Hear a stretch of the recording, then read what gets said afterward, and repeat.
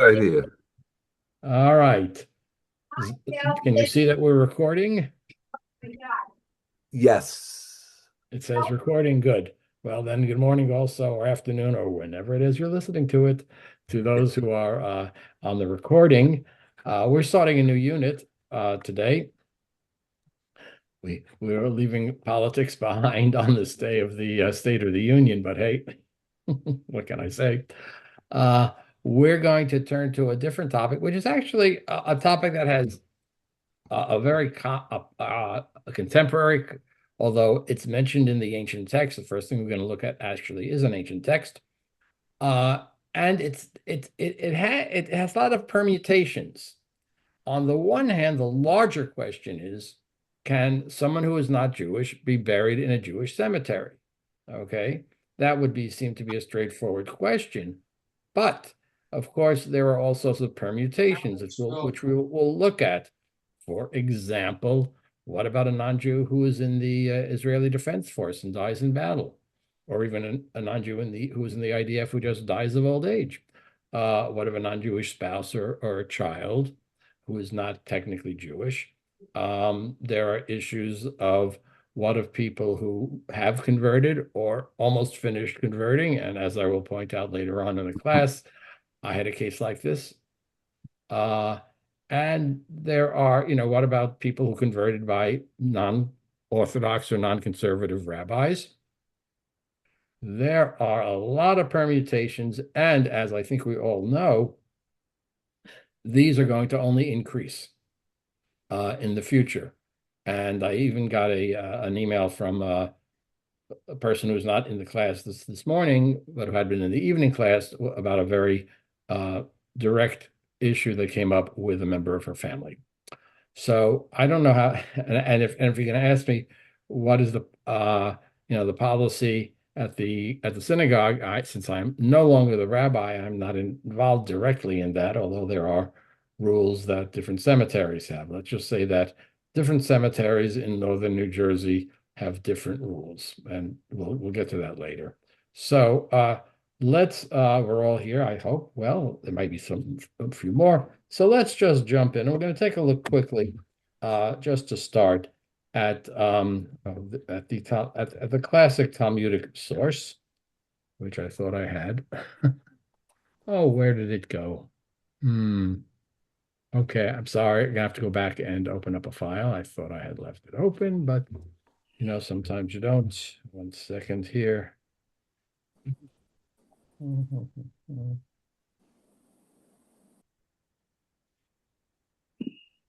it's open, and now we should be able to see it with any luck. Share screen, and there it is. Okay, just a simple, let's start. I thought it'd be worthwhile to start in a Talmudic statement. This is interesting because this from ancient times. It's from the Jerusalem Talmud. There are two Talmuds. There's a Babylonian Talmud, which we call the Talmud, which was studied in Babylonia. But there is also a Jerusalem Talmud, which is not as well known, shall we say, as often not quoted. The great scholars of that period were in Babylonia and were not in Jerusalem. And so the Talmud is actually the Babylonian Talmud, but there are texts that are similar or even the same in both of them. And they both take as their starting point the Mishnah. So here's a text from the Jerusalem Talmud. It was stated, in a town where Gentiles and Jews live together, the overseers of charity collect from Jews and Gentiles and provide for Jewish and Gentile poor, visit Jewish and Gentile sick. Now here's the key words. Again, ancient times. Bury Jewish and Gentile dead and console Gentile and Jewish mourners. And one takes in vessels from Gentiles and from Jews for the sake of peaceful coexistence. Those of you who know look at the Hebrew, the rationale is mipnei darchei shalom, for peaceful paths, good relations. There are many various translations that are given, but we see that sometimes we think that we mistakenly believe and we have in our minds sometimes that how Jews lived in the shtetls of Eastern Europe or how Jews always lived. And that is, of course, incorrect. And here we see that the Talmud is saying, oh, there's a town and the Jews and the Gentiles live together. And the Jews and the Gentiles basically do so. And the Jews in that town are involved in that town. And there's obviously relationships between the two. It's not, oh, they hate us and we hate them. It's not, we don't even know who they are. But this indicates some level of peaceful, not only some indication that there is a desire for there to be peaceful relationships between the Jews and the non-Jews of that time. Carol, you have a question? Yes, but this doesn't specifically say that they are being buried together. It just That's says that correct. the money is being used to bury them. Right. The question as to what, as we will see in the text that we will look at, as often happens, what exactly does this mean, right? Where it says, here we go, right here. Hebrew, V'kovrin, Metei Yisrael, U Metei Goyim. By the way, Goyim in the Talmud is not a negative statement that comes out of the Yiddish. It just means non-Jews. It's not the, what happens later on in Yiddish. So it says yes.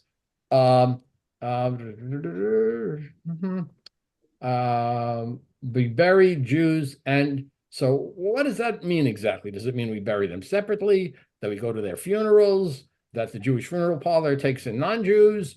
What does that mean? Okay, but we will see this text being quoted frequently in the articles we're going to look at. But I thought it would be a good way to start by looking at the text itself.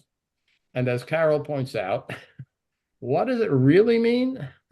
And we'll see that there are various interpretations. And the fact that this text, and as we look through this, we might even ask ourselves, imagine if this text did not exist, right?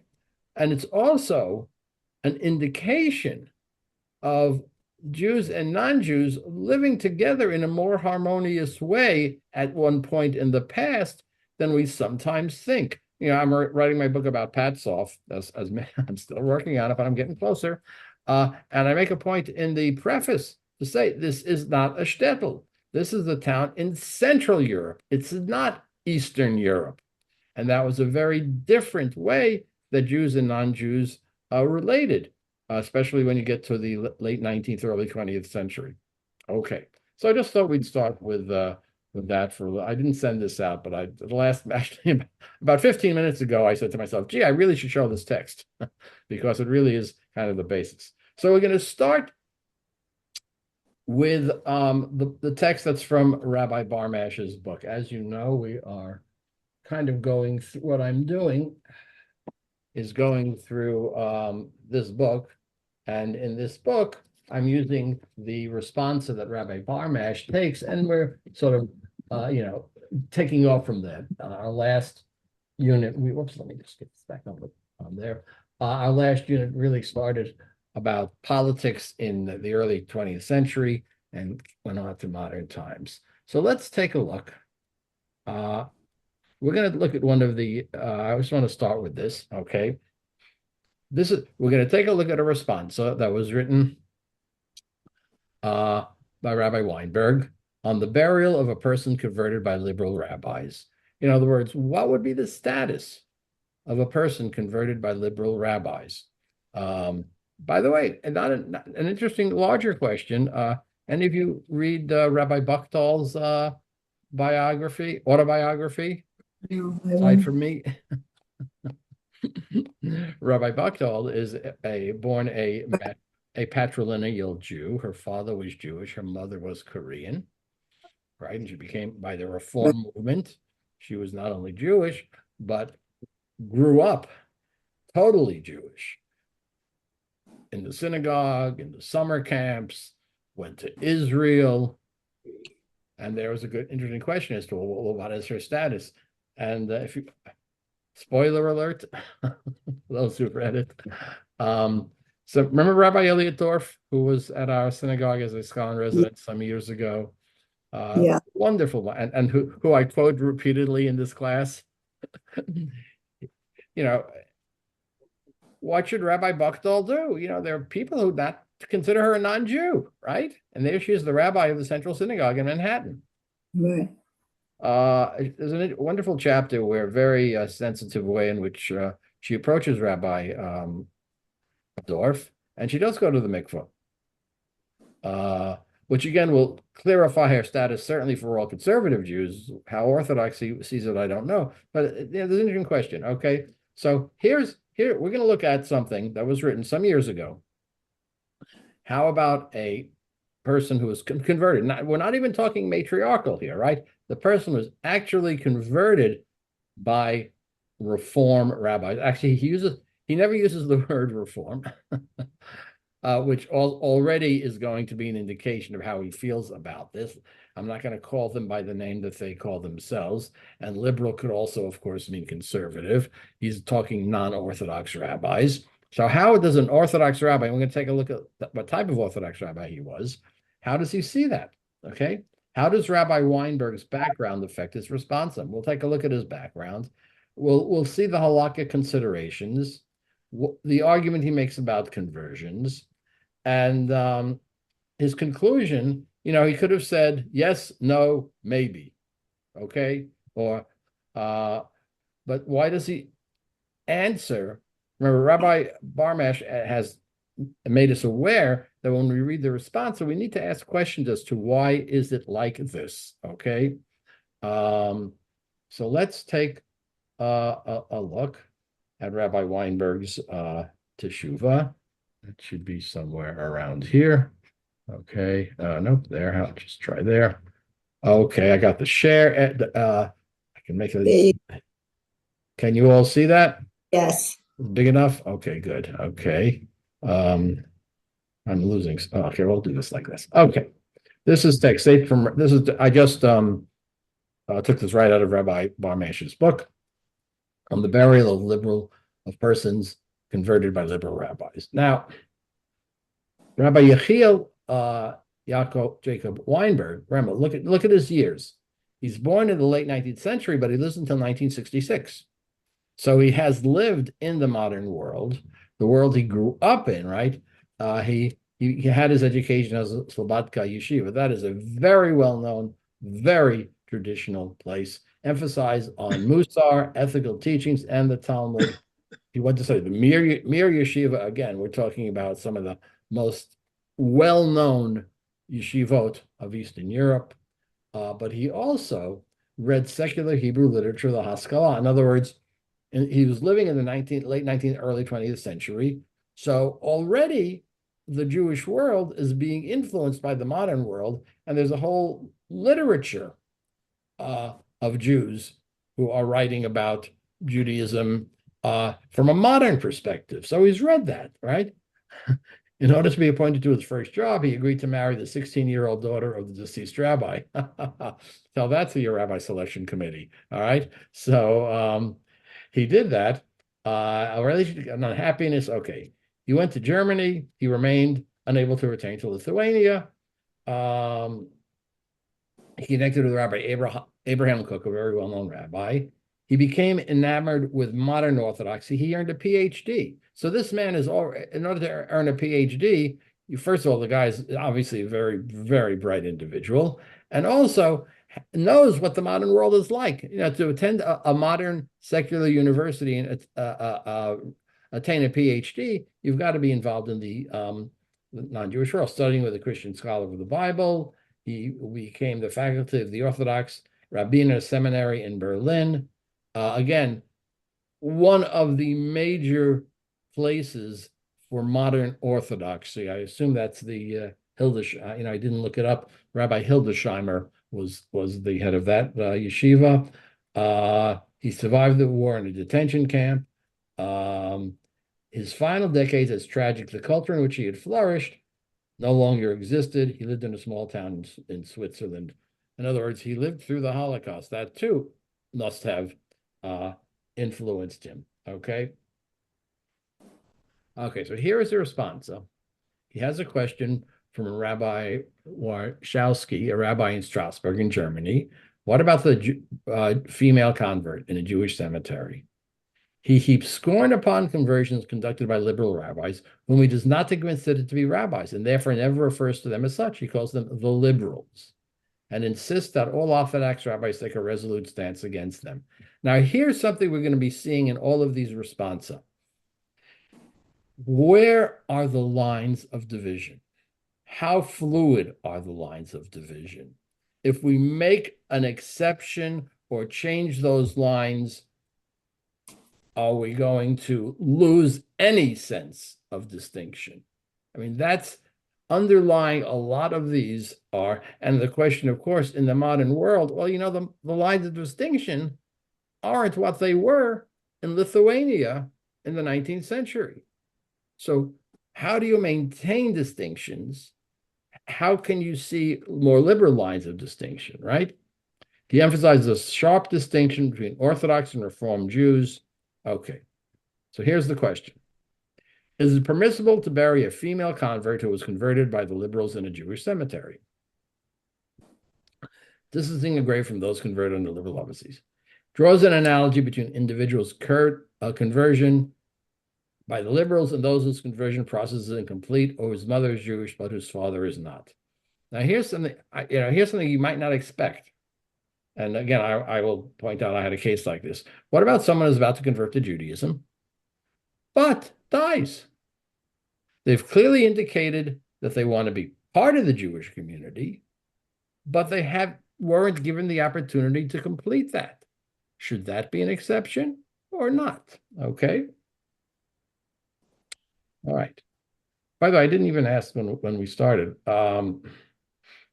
I'm just curious, anyone in the class have had a family, friend, or other person in this type of situation? Yeah, Judith?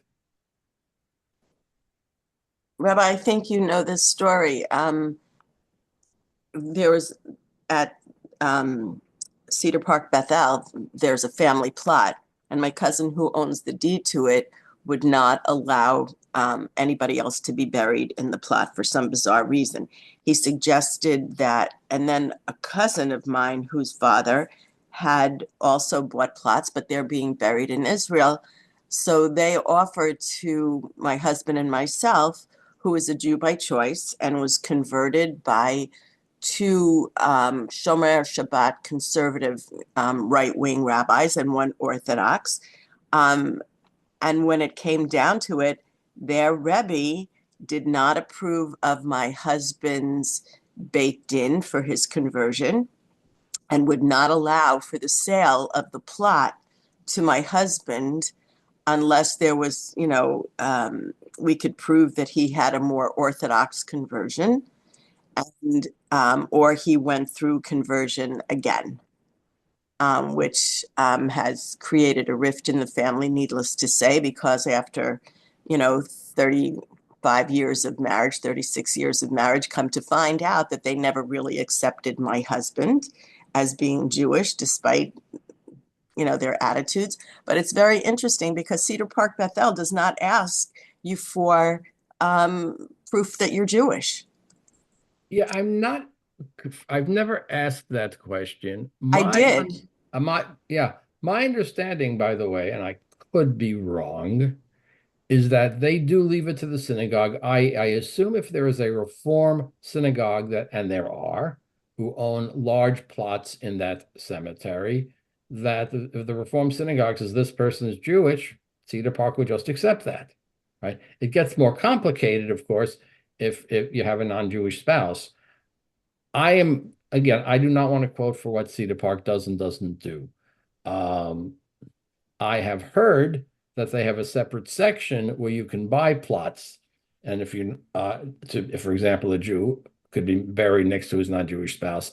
Don't quote me on that. That's something I heard third hand, but that's an interesting question. If it's a cemetery plot owned by a synagogue and the synagogue says this person is okay, I don't think Cedar Park would question it. I don't know, right? I have a I asked them. Okay, let's hang make on one Judith second. and then Rima. Yeah. Okay. I did question them specifically, and they said they do not, and they do not ask for proof of conversion, etc. And I know that, as you probably know, there are 2 mausoleums there, so you can get it. There's a question about mausoleum burial, but the second mausoleum does allow for mixed burials, because our next door neighbor is Jewish, his wife is not, and they have he is there already, and she has a space next to him, and she is decidedly not Jewish, but it's a special area designated for mixed Right. relationships. Let's say 2 things about Cedar Park. Number one, Cedar Park is a business operation whose goal is to be a business and not to decide Jewish law. Second, I do know, for example, of a case where a woman who was converted by non-Orthodox, who was in one of in the mausoleum there. So, they have their rules, and as you say, they have now made available for couples where one is not Jewish. Rini, you had something to I say. have a question. In the paragraph just above where we are, section A, the last sentence says, or the whole sentence is, Rabbi Weinberg draws an analogy between individuals converted under the auspices of the liberals and those whose conversion process is incomplete, or those whose mother is Jewish but whose father is not. Is he saying that if the mother is Jewish and the father is not, it doesn't count? No. Conversion Did I read that wrong? Yeah. I mean,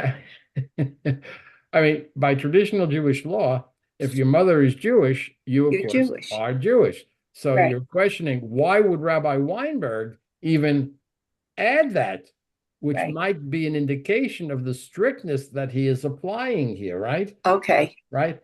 We're talking about people who universally, I thought, are considered to be Jewish. Now, of course, it gets more complicated. What about a person whose mother is Jewish, or for that matter, both are Jewish, who converted to another religion? What about an apostate? Right? Let's make it more complicated. Okay, and we'll see that we'll come up with some text for that, because as I said, on the one hand, maybe nowadays we're talking about spouses and children, but there are more complications, right? This is not such an easy question when you divide it into different parts. You're right. So thank you, Rini, for picking that up. Yes. Okay. So let's see what he says. The question has already been brought. It's classic. Oh, it's an old. I'm not breaking any new grounds. I'm just following what happened in the past.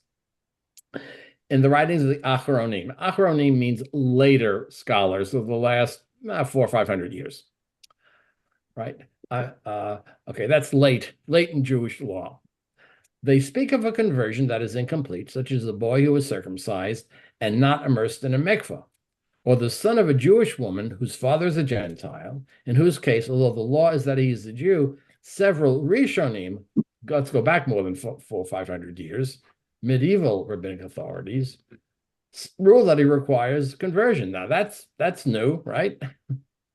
While it is permissible to bury him in a Jewish cemetery, it is nevertheless necessary to distance his grave 8 cubits from that of other Jews. Now he's applying a rule, which we'll see come in other places. Well, is it okay if there's some type of division, either a certain amount of space, 8 cubits, assume a cubit is 18 inches, that's an approximation. So if we're talking about 8 cubits, that's about 12 feet, okay? And he says, and even here, I mean, this is a very strict ruling, right? Because of the person whose mother is Jewish, or the person who didn't go to the mikvah. About a conversion conducted by the liberals, the opinion of Rabbi Moshe Feinstein, and he again, one of the great and accepted Orthodox opinions, is that the conversion is nothing, as those performing conversions are not scrupulous upon accepting, the acceptance of the commandments, i.e. the idea that a person who converts must be fully observant of all the mitzvot as Orthodoxy does. or upon requirement that the immersion in a mikvah be during the day before 3 witnesses.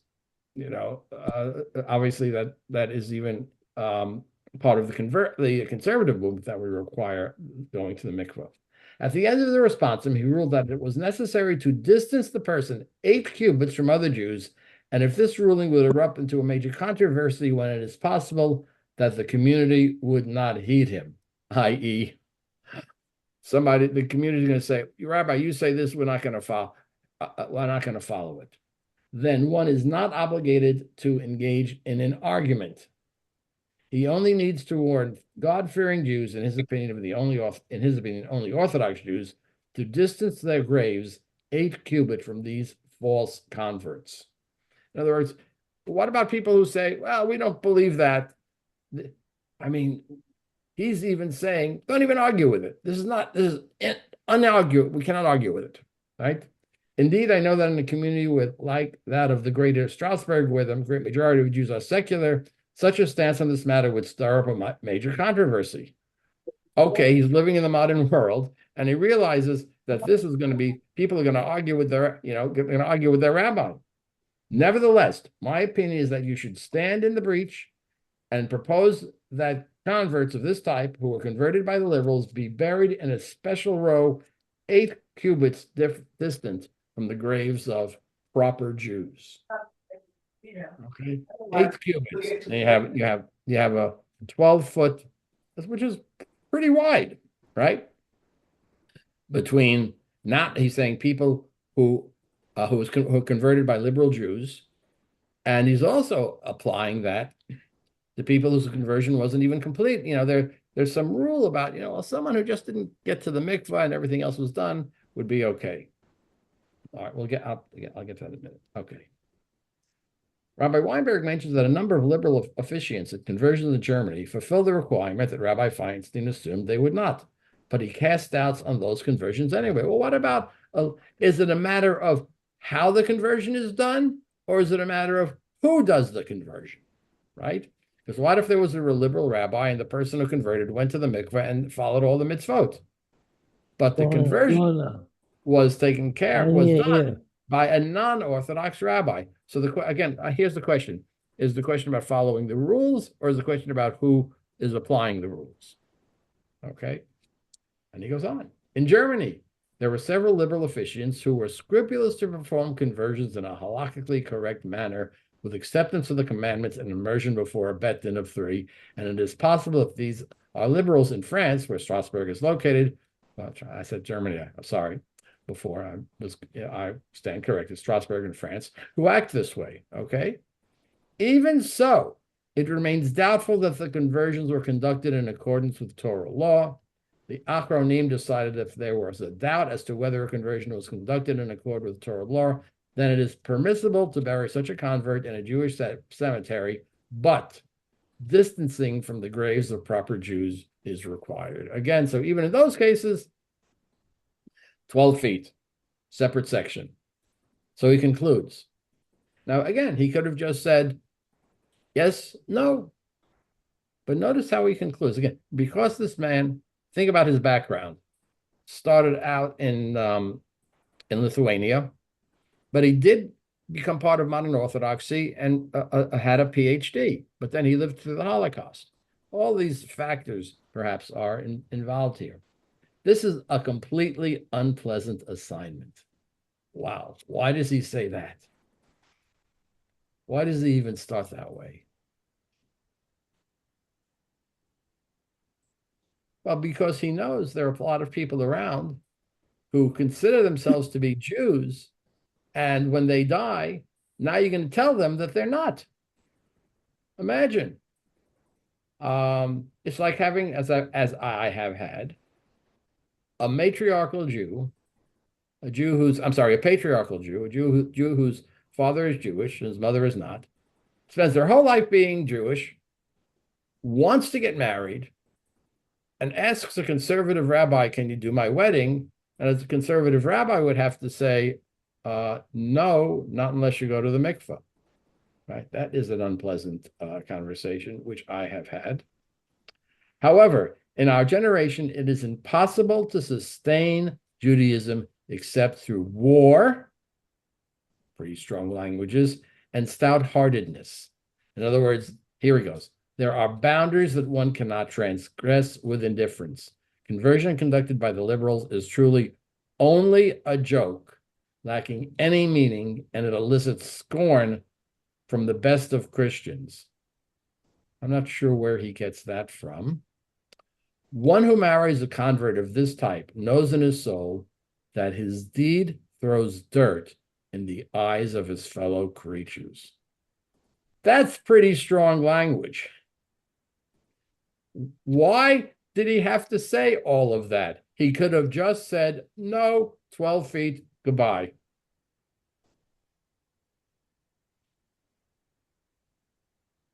Yeah, Rini, what would you say? Well, I think because of his background, he feels you have to really, in order not to be included in the wrong quotes for him, the wrong society. In order to be Jewish, you have to really stand up, even if you're murdered for it. He did go through the Holocaust.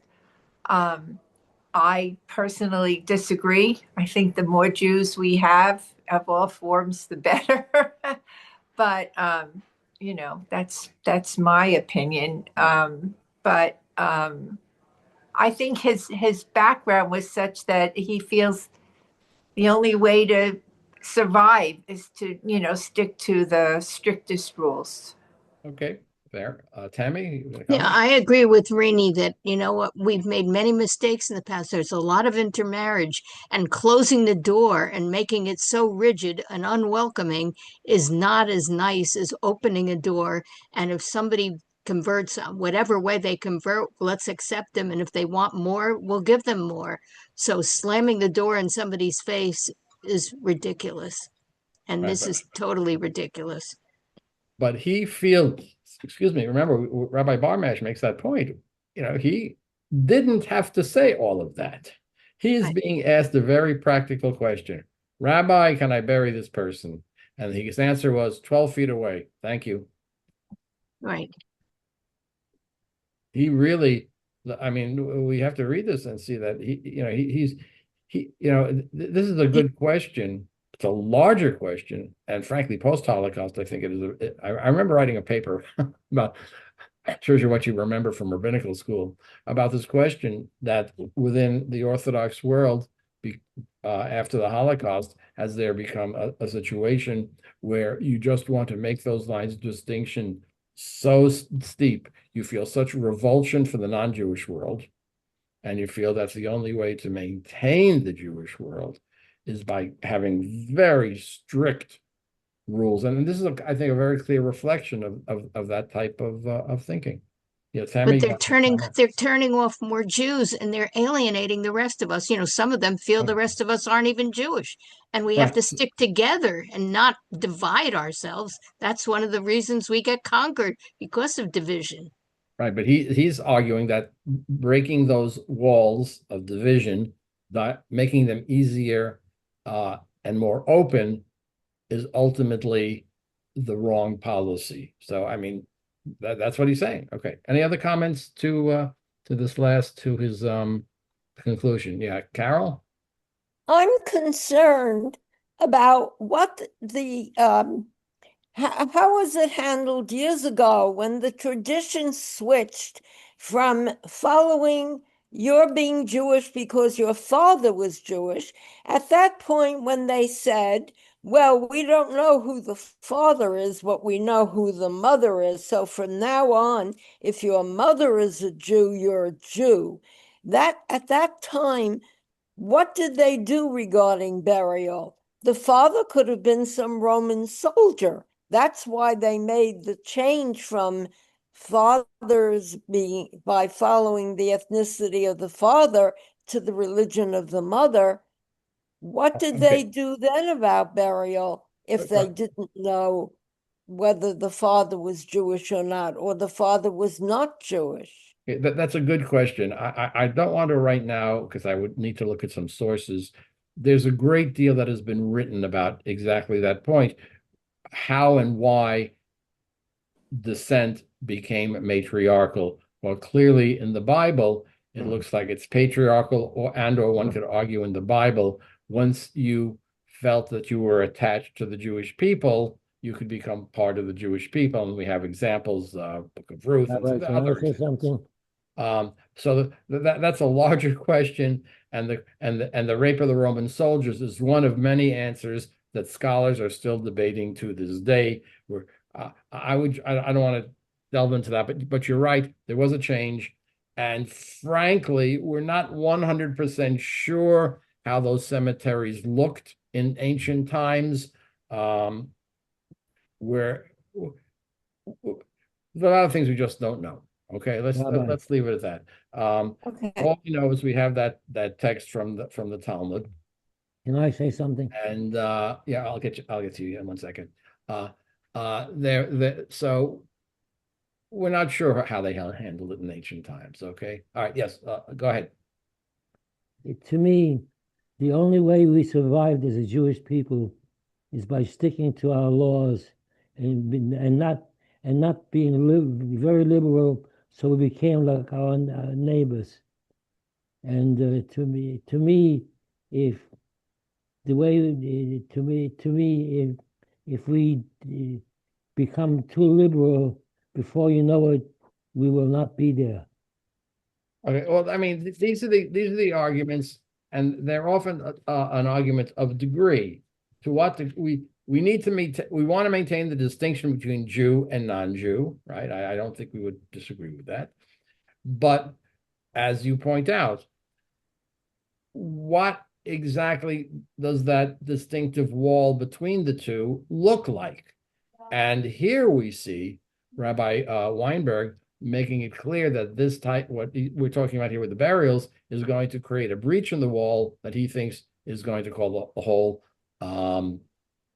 everything to fall apart. Okay. Now we still do want to make distinctions, but as I think some of you have said, those barriers should be at a different level, a different height, perhaps. So yeah, these are important questions. We see where he is on this one. Okay. Any other comments before we take a look at another one? Abraham brought Machpelah to bury himself and Sarah, but Right. nowhere else.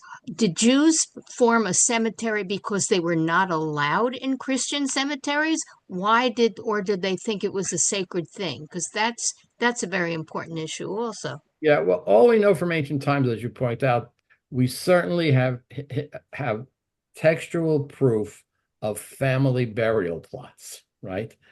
But Machpelah did not become a Jewish cemetery for anybody who wanted to be buried there, right? Machpelah was for Abraham and his family, right? You can go, you could go visit there today, but you need to be very careful. Yeah, but that didn't become the Jewish cemetery of Hebron, and any Jew could be buried there. So we think at that time, what happened was that families bought land and buried their family members there. And that's where you were buried as part of that family separately, yes, but in your family cemetery, which was your family plot, but it was not part of a larger, as it is today, Jewish cemetery. I honestly did not go look that deeply. We'll see some sources talk about that a little later. Okay. Yeah, Carol. Is a convert who is converted by a Reform rabbi in America accepted as a Jew in Israel? There are two issues there. I'll make it easier and harder. There is the question of your status as applied to the law of return, i.e., are you a Jew and therefore automatically can become an Israeli citizen, and that is non-Orthodox conversions are accepted. However, when you're in Israel and you have to, if your personal status is determined because of politics, the Orthodox rabbinate. So, for example, on issues of marriage and burial, your status is determined by Orthodox rabbinate. Now, for people who are converted by non-Orthodox rabbis who go to make Aliyah and they're accepted by the state of Israel as Jews, that won't necessarily have any impact on their lives, right? Unless there's an issue of marriage or burial. And even in burial, there are some non-Orthodox cemeteries. So it's kind of a mixed feeling there. Yeah, Carol? I was going to say that I have a nephew who married an Italian Jewish girl. Her rabbi from Milan in Italy wrote that she was bat mitzvahed, she was born of a Jewish mother, but the Orthodox rabbinate in Israel would not marry them. My nephew, of course, is Jewish. And they went to Cyprus to get married after, I don't know, 6 or 8 months of this nonsense. What you're seeing here and in Israel, many secular Jews go to Cyprus to get married. It wasn't just a member of your family. They don't want to deal with the Orthodox rabbinate. You know, they have great ill will. As a matter of fact, it's only getting worse with the refusal of the Haredim to be in the army. So that there are a lot of secular Israeli Jews who say, yeah, I want to get married, but you can't have a secular wedding in Israel. If you're a Jew, you can only get married by an Orthodox rabbi. I don't want to do that. I don't like them. I'll go to Cyprus and get married. That's frequent. There is also, in terms of this issue of distinction, which I just want to briefly mention, yes, for the purpose of Aliyah, they do. I have written letters to the officials in Israel. I don't think I have ever written a letter for someone who was converted, but I have written letters for members of my congregation because the rabbinate in Israel wants a letter from a rabbi that says this person is Jewish. I've done that several times. My letters have been accepted, but I'm not surprised that, again, it's this question of how high is the wall? How do we let them in? So there are people, as you saw Rabbi Weinberg, who say we got to have a really high wall. We got to be careful. But generally, letters from rabbis who attest, I know this person. She is Jewish. She has been a member of my congregation. She became bat mitzvah here. You got to tell a whole story. Those letters in general have been accepted. In times where I have colleagues whose letters have not been accepted, I know there's an appeal process, and we have colleagues in Israel who can usually deal with that pretty well. Yeah. Okay. All right. So let's move on. Let's just let's take a look at another Orthodox. I want to start this with Orthodoxy. We'll see that he says a lot of the same thing. I did not send this text out. I decided this is a clearer text than the one I did send out. We didn't really need to go into detail. This is from Rabbi, and also it's because it's from Rabbi J. David Bleish, who is among the most respected Orthodox leaders in the modern Orthodox world. He has published at least 6 or 7 books. I lose track of about Jewish law and modern issues. And so here's one of his volume. It's only from volume 5. Okay. And he goes on that the prohibition of burial of a non-Jew and Jewish is based upon a more general prohibition against burial. Now look at where he's basing this on. This is an interesting other, shall we say, going through another door. Is based upon a more general prohibition against burial of individuals of disparate degrees of religiosity in close proximity. The Shulchan Aruch rules that not only is it prohibited to bury a wicked person next to a righteous individual, it is also forbidden to inter a merely righteous individual next to a person of extraordinary piety. Whoa. Let's take a look at what they're saying here. The cemetery should be divided by your degree of religiosity. So you're a normal person. You can't be buried next to a tzaddik. That's, yes, there is a statement like that. And by the way, if you've ever been in an old Jewish cemetery, you will see tombstones with long, maybe 5 or 6 lines worth of Hebrew, which are just extolling the religious characteristic of the person buried there. Okay, so now, do we do this nowadays? Yes. Yeah, we do. There's a cemetery near us, about 15 minutes away, that has one section for Hasidim or very Orthodox, and the rest of the cemetery is regular Jews. I've been to that cemetery. I've done at least 2 funerals. I forget where it is, but I've Yeah, been Dean's Hall in Dayton. Dayton. Okay, I've been there twice. And you can see in one section, yes, you see the stones, and they all have a little place you can put a little candle. There's a little metal receptacle, I think, by many of those stones. And yes, the Hasidim have their whole section, and the non-Hasidim have another section. Now let's face it, that's rare. You're not going to find that much. Especially in Dayton. Yeah, I don't think any Jews live in Dayton, right? I don't think so either. Okay, not talking about Ohio. We're talking about New Jersey. But the issue is that, again, think about how that occurs here in New Jersey. You're not going to find. I can't tell you for sure, but I doubt outside of very few large urban areas you can ever find that, right? Jewish cemeteries. By the way, again, remember, most Jewish cemeteries are owned by synagogues. They're not commercial business operations. So this is synagogues who bury people. Okay. This stricture has the status of a biblical commandment in the nature of a halacha l'Moshe Sinai.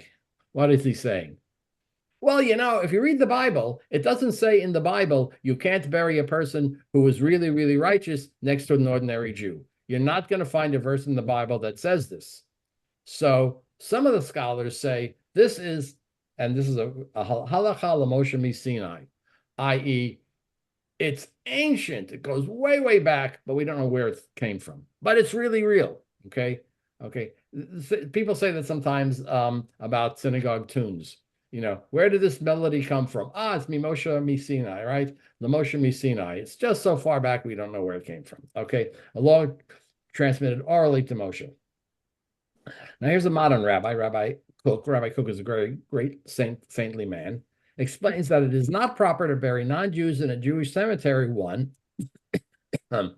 persons of disparate spiritual attainments, a righteous person and a wicked individual may not be buried together. By the way, in most Jewish cemeteries nowadays, that doesn't apply, right? We don't do that, and I think as outside of Dayton, New Jersey, I'm not sure it's done very much. Okay. Asserts that cemeteries, here's another commentary, are imbued with the sanctity of synagogues and hence may be used solely for the designated purpose, burial of Jewish bodies. Again, no text in the Bible is going to say that. This is more of a modern idea, right? No other benefit may be derived from consecrated ground. However, there is considerable controversy in regard to whether the sanctuary of a synagogue is biblical or rabbinical. How strong and strict is this rule? Does it go way back to the Bible and we can derive it from the Bible, which gives it a whole higher level of strictness and applicability? Or maybe it came later and maybe it's not so strict, right? If the latter is the case, it follows that the prohibition against interring a non-Jew in a Jewish cemetery is rabbinic rather than biblical, i.e., not so strict. Okay. And here's another text that he brings. Although there is no doubt that a Gentile may not be buried next to a Jew, nevertheless, if Gentiles are found murdered together with a Jew, they may be buried in a Jewish burial ground together with the dead of Israel in a single courtyard because of, remember that phrase we had? Darchei Shalom. So what does it imagine? Okay, if Gentiles are found murdered together with a Jew, there's a disaster, and a big building burns down, and Jews and non-Jews were in that building because of this terrible disaster. According to this text, right? And this is a text that goes at least back to the 17th century. They may be buried in a Jewish burial ground together in a single courtyard because of Darchei Shalom. Now, what is a single courtyard? What does it mean to be buried together? Okay, we can argue, but here's another text that seems to indicate that a Jew or non-Jew but at least in these circumstances, they may be buried in the same general area. Why is it ordinarily not permissible to bury a Jew with a non-Jew in a common courtyard? If such interment is ordinarily forbidden, why is the prohibition suspended for promotion of good relations? Mipnei darchei, remember that phrase? Mipnei darchei shalom. Is there some reason why we should bury people together? Because of, and however you want to translate, good relations between Jews and non-Jews, darchei shalom, ways of peace. Why is this so? Well, someone says the biblical prohibition is limited to burial of a Jew and a Gentile in close proximity. The prohibition is not suspended even to promote paths of peace, buried in the same courtyard, in the same cemetery, but as a distance from one another. Okay. Now he says you can't do that because the ground is consecrated, but they're going to argue about that. In other words, does this exception mean it's okay shalom because the paths of peace will bury in the same cemetery, but not too close? Okay, the distance must be 8 okay, the different distances. Okay, separate areas. Apparently, then mere separation does not suffice to separate a person guilty of a more serious misdeed, persons who are executed, from one guilty of a less serious infraction. The separation, maybe we need a physical barrier, okay? Accordingly, see, now he's going to derive that there are other texts that say, okay, you can bury them somewhat close, but there has to be a distinction or a barrier. I actually went over that too quickly. In the Talmud, separate cemeteries were established for different categories of persons executed for capital trespasses. In other words, they buried people who were executed, i.e., very few people, but they were buried separately. Again, this principle of separate burial for different types of people. Right now, we're putting that principle into effect. Okay. And then further commentaries say there needs to be a fence or distance. Okay. There are grounds for permitting non-Jews to be buried within the confines of a Jewish cemeteries, despite that the entire cemetery is consecrated. However, since the entire cemetery is consecrated ground, such interment may be permitted only when necessary to avoid enmity or ill feeling. Very interesting here. Would someone like to define that? Note that what he is saying, based on the text, I have to admit, you can have a separation. Okay. Such interment may be permitted only when necessary to avoid enmity or ill feeling. How do you define that? Isn't he leaving the door open? And they talk about separated by a fence or some distance. The optimum solution would be at the time of the consecration of any new cemetery to designate an area to be used for the burial of non-Jews and surround the area with a fence. We're going to come back to this when we see the conservative movements. Since the non-Jewish area is not consecrated for Jewish burial, it will never be endowed with the sanctuary of a synagogue, and hence with proper separation, non-Jews may be interred in such an area without qualm. So he has to admit the texts do seem to allow this, but now I'm going to place some rules around it. Separate it with a fence. He liked the fence. Some people say a certain distance. But we're looking at the ancient text, and the ancient texts do not totally prohibit this. Okay? And this is from a very Orthodox rabbi. Comments, questions on this one? All right. Yes. I want to remind you that we were all created in the image of God. It didn't say just Jews, but it said everybody. So it seems to me that you can argue that there shouldn't be separation like that. Well, are you arguing for no separation at all? You can argue that you should be able to bury the non-Jews and Jews in the same cemetery. But Okay. So you're taking a principle and saying, well, burying them together does not erase the distinction, but just emphasizes our common humanity. Okay, we'll see where that goes. All right, let's take well, almost out of time, but let's see, where is that? I want notice this very strict Orthodox position still has to end up in a situation where there is some allowance with the fence or the distinction or the different areas. Okay. We'll actually start with this next time, but I just want to point out. Actually, let's take, since we have 5 minutes, let's take a look at no, okay, let me stop the share. Okay, let's go point out that even within Orthodoxy, there are some differences. No. Well, actually,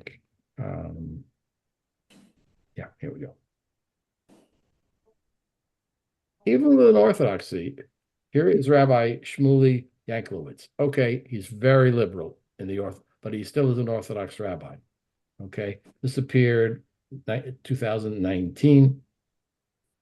Okay, and he points out, it was traditionally considered quite important to develop Jewish cemeteries. Yet, while this is an old and strong tradition, there is no halacha that forbids it. Only prohibited to bury a wicked person next to a righteous one. There is a prohibition stemming from the revelation of this halacha Moshe from Sinai. Following this tradition, so the basis appears to be viewed on a past assumption that Jews are righteous and Gentiles are wicked. If you base your prohibition about burying Jews and Gentiles together in a Jewish cemetery, if your basis is the text that said that the righteous should not be buried next to the non-righteous, then you are saying non-Jews are not righteous. Now, how can we say that? Right? So he's going to, so we have a text here. While the Gentile should not be next to a Jew in general, in some cases, indeed, the correct things to do. Okay, those murdered together in the same courtyard, right? We bury the dead of the Gentiles along with the dead of the Israelites in the interest of peace. Rabbi David Tzvi Hoffman infers Jews and Gentiles may be buried in the same general area. He was the head of that yeshiva that Rabbi Weinberg studied in Berlin. Okay.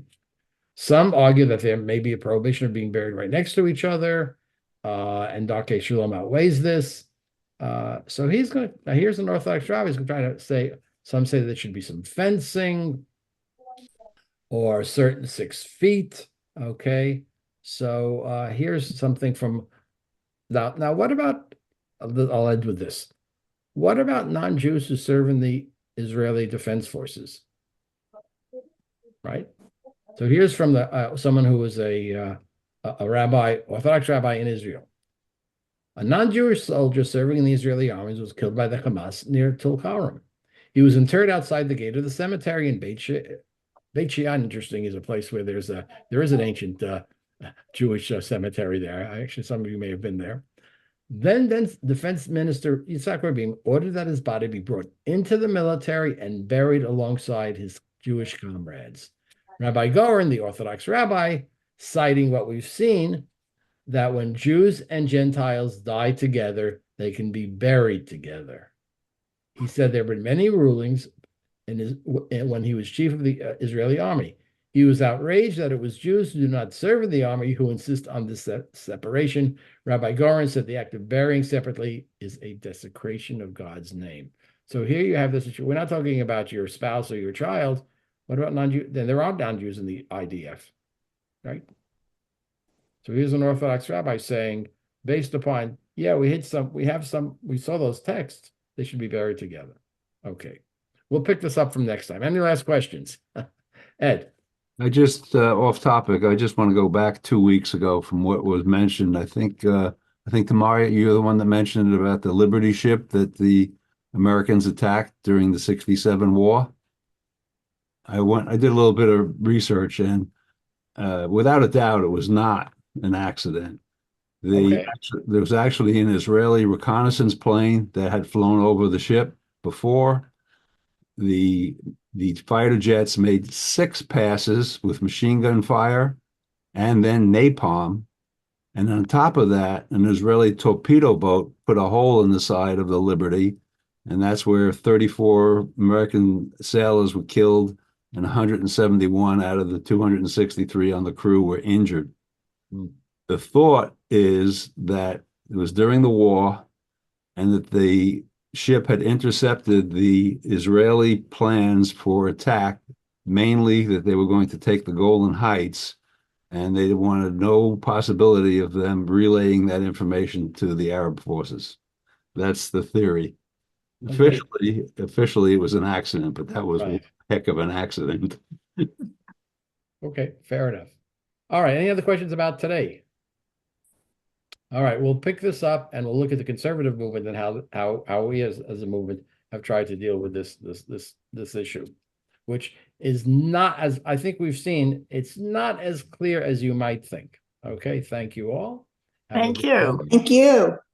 We'll see you next week.